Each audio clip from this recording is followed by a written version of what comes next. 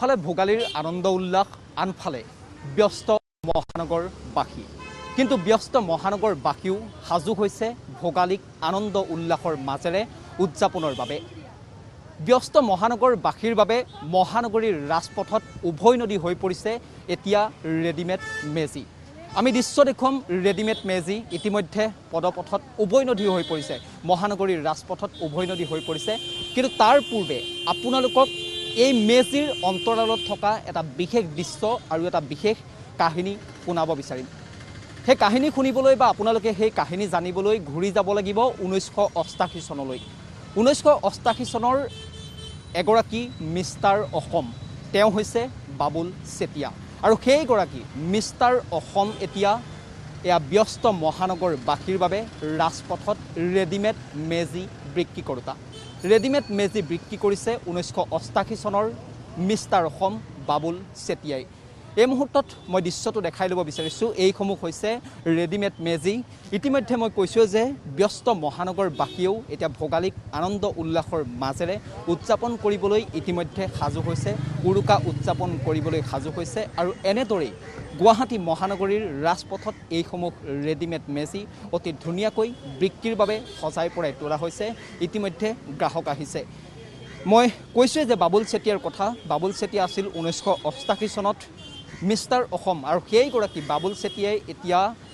এইসমূহ মেজি বিক্ৰী কৰিছে মহানগৰীৰ ৰাজপথত মোৰ সৈতে বাবুল চেতিয়া আছে মই বাবুল চেতিয়াৰ সৈতে কথা পাতিবলৈ চেষ্টা কৰিম তেওঁ কাহিনী জানিবলৈ চেষ্টা কৰিম তেওঁ কিয় মেজি বিক্ৰী কৰিব লগা হৈছে ব্যস্ত মহানগৰবাসীৰ বাবে মহানগৰীৰ ৰাজপথত মই সেই কাহিনী জানিবলৈ চেষ্টা কৰিম বাবুল চেতিয়া আছে মই ভিতৰলৈ সোমাই যাবলৈ চেষ্টা কৰিম মই পোনপ্ৰথমে আপোনাক নমস্কাৰ জনাইছোঁ আপুনি বাবুল চেতিয়া 1988 চনৰ আপুনি মিষ্টাৰ অসম আৰু এতিয়া আপুনি গুৱাহাটী মহানগৰীৰ ৰাজপথত মহানগৰবাসীৰ বাবে ৰেডিমেড মেজি বিক্ৰী কৰোঁতাৰ ৰূপত আছে আপোনাৰ এই কাহিনীটো অকণমান জানিব বিচাৰিম কাহিনীটো এনেকুৱা ধৰণৰ তাৰমানে বস্তুটো এইটো একচুৱেলি আমাৰ NGO হয় ঠিক আছে সতেজ অসম নামেৰে এটা NGO আছে সেই NGOৰ তাৰমানে আমি এটা আমাৰ এক্সিকিউটিভ মেম্বাৰ আছে এনেকৈ আমাৰ এখন সমিতি আছে তাৰে মই এজন সদস্য আৰু এই বস্তুটো হৈছে তাৰমানে কি যোৱাবাৰ কি মোৰ মনলৈ আহিলে তাৰমানে এনেকৈ ঘপককৈ মই দেখা পালোঁ যে মহানগৰীত কি হ'ল বিশেষকৈ আমাৰ যিটো পৰম্পৰা তাৰমানে পৰম্পৰাটো লুকাই গৈছে ঠিক আছে ঠাইৰ অভাৱ ঠিক আছে বহুতো সৰু ল'ৰা ছোৱালী এইবিলাক মেজি দেখিয়ে পোৱা নাই এইবিলাক সকলো ফালৰ পৰা চালি মানে চিন্তা কৰি পিনি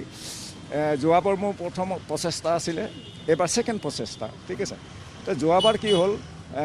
যোৱাবাৰ তাৰমানে কি হ'ল এনেই অনুষ্ঠিতকৈ মানে হেৰি কৰিলোঁ যথেষ্ট সহায় পালোঁ তো সহায় পালোঁ তো বস্তুটো মই দেখা পালোঁ যে নিজে চিন্তা কৰিছোঁ নাই বস্তুটো একচুৱেলি বেয়া বস্তু নাই মই বেয়া কাম কৰা নাই নেকি বহুত মানুহে উৎসাহিত কৰিলে ঠিক আছে সেইটো কাৰণে এইবাৰ ছেকেণ্ড প্ৰচেষ্টা এইবাৰো যথেষ্ট সহায় পাইছোঁ আমাৰ যিমান পাৰোঁ আমাক মানে আমি ৰাইজ আহি আছে আমি দি মেলি আছোঁ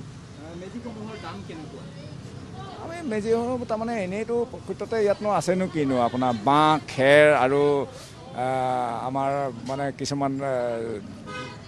যিটো শ্ৰম বুলি কয় সেইখিনিয়ে আছে কিন্তু সেইখিনি কৰিবলৈ যাওঁতে ইয়াতে কি হ'ল এতিয়া বাঁহ খেৰ আমি বাঁহটো আমি টাউনৰ পৰাই লৈছোঁ খেৰটো আমি একচুৱেলি গাঁৱৰ পৰা কালেকশ্যন কৰিছোঁ কিন্তু গাঁৱৰ পৰা কালেকশ্যন কৰিলেও আমাৰ কি হ'ল ইয়াত মানে গাঁৱৰ পৰা পাইহি মেলি যথেষ্টখিনি দাম পৰে ঠিক আছে তাৰপিছতো আমাৰ এটা গোট এটা আছে তাৰমানে কি কয় কৰ্মচাৰী ঠিক আছে এতিয়া মোৰ লগত কমচে কম 6জনমান মানুহ আছে মই নিজেও লাগোঁ আধা বেলা মই নিজেও বনাওঁ ঠিক আছে এই গোটেইখিনি কৰি পিনি আমাৰ যথেষ্টখিনি খৰচা আছে তে গোটেইখিনি খৰচা চাই পিনি আপুনি ধৰক এতিয়া আপুনি এতিয়া এই বস্তুটো যে দেখিছে ঠিক আছে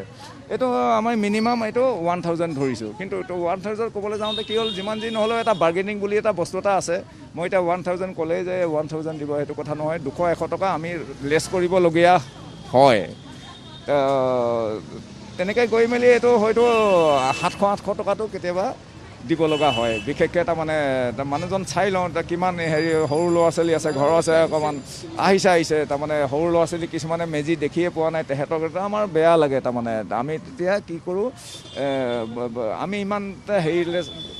মানে বাৰ্গেনিং নকৰোঁ আমাৰ ফালৰ পৰা ঠিক আছে আমি আৰু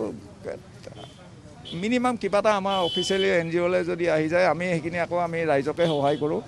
এইখিনি যদি আহি যায় আমি বস্তুটো আমি ৰাইজক দি দিছিলোঁ ধন্যবাদ জনাইছোঁ আপোনাক নিশ্চিতকৈ দৰ্শকসকল এইগৰাকীয়ে হৈছে বাবুল চেতিয়া আৰু 1988 চনৰ মিষ্টাৰ অসম এইগৰাকী বাবুল চেতিয়া আৰু এতিয়া এইগৰাকী বাবুল চেতিয়া পদপথত গুৱাহাটীৰ ৰাজপথত মেজি বিক্ৰী কৰোঁতাৰ ৰূপত এটা কথা ক'বই লাগিব যে এইটো এটা প্ৰশংসনীয় পদক্ষেপ কিয়নো বাবুল চেতিয়াই নিজ মুখেৰে ইতিমধ্যে উল্লেখ কৰিছে যে মই পোনপ্ৰথমেই কৈছোঁ যে ব্যস্ত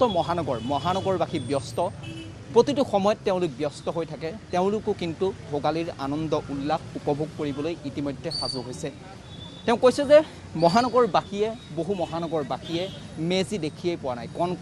মহানগৰত থকা লোকসকলে বা শিশুসকলে মেজি দেখিয়েই পোৱা নাই আৰু এইগৰাকী বাবুল চেতিয়াই এটা NGOত যিহেতু কৰ্মৰত আৰু সেই NGOটোৰ উদ্যোগতেই মহানগৰবাসীক মেজিৰ যি সুবাস মেজি দেখুৱাৰ এটা প্ৰয়াস কৰিছে আৰু এনেদৰেই এইসমূহ মেজি সাজু কৰি প্ৰস্তুত কৰি এনেদৰেই গুৱাহাটীৰ বজাৰত বিক্ৰী কৰাৰ এটা প্ৰয়াস কৰিছে বিগত 2 বছৰ ধৰি তেওঁ বিক্ৰী কৰি আছে এই মুহূৰ্তত মই মেজিসমূহ আচলতে গাঁৱৰ যি পৰিৱেশ গাঁৱত আচলতে চহা গাঁৱলীয়া জীৱনত কেনেদৰে মেজি প্ৰস্তুত কৰা হয় ভোগালীক লৈ আচলতে কেনেদৰে গাঁওবাসী ব্যস্ত হৈ পৰে অসমবাসী কেনেদৰে ব্যস্ত হৈ পৰে সেই পৰিৱেশটো আমি সকলোৱে দেখিছোঁ কিন্তু মহানগৰীত ভোগালী কেনেদৰে উদযাপন কৰা হয় ভোগালীক কেনেদৰে আদৰা হয় বা এটা মেজি কেনেদৰে মহানগৰত নিৰ্মাণ কৰা হয় বা প্ৰস্তুত কৰা হয় সেই দৃশ্যটো মই এই মুহূৰ্তত দেখাই দিব বিচাৰিম মই দীপক কিছু ভিতৰলৈ সোমাই আহিবলৈ অনুৰোধ জনাইছোঁ যিহেতু ভিতৰত এয়া এটা NGOৰ উদ্যোগত বাবুল চেতিয়া এটা NGOৰ উদ্যোগত এয়া মেজি প্ৰস্তুতৰ কাম চলি আছে মই দেখাইছোঁ এয়া এনেদৰে এটা কোঠাৰ ভিতৰত মেজি নিৰ্মাণ কৰা হৈছে এয়া গাঁৱৰ পৰিৱেশতকৈ কিছু সুকীয়া কিন্তু এটা পৰিৱেশ দিবলৈ চেষ্টা কৰা হৈছে মহানগৰবাসীকো মেজিৰ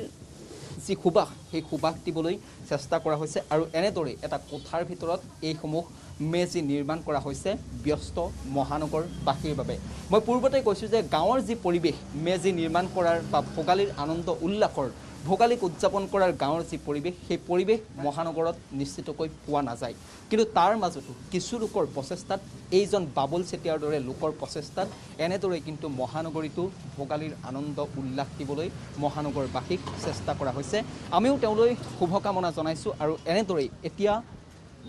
সমগ্ৰ অসমৰ লগতে গুৱাহাটী মহানগৰতো ভোগালী আনন্দ উল্লাসৰ মাজেৰে উদযাপন কৰাৰ ব্যাপক প্ৰস্তুতি চলিছে উৰুকাৰ নিশাৰ বাবে আৰু মাত্ৰ কেইটামান মুহূৰ্তৰ পিছতেই উৰুকাৰ নিশা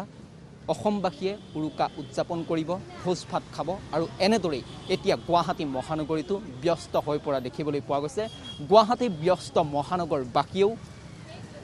ৰেডিমেড মেজি ক্ৰয় কৰি উৰুকাৰ নিশা উদযাপন কৰিবলৈ ভোগালী বিহু উদযাপন কৰিবলৈ সাজু হোৱা দেখিবলৈ পোৱা গৈছে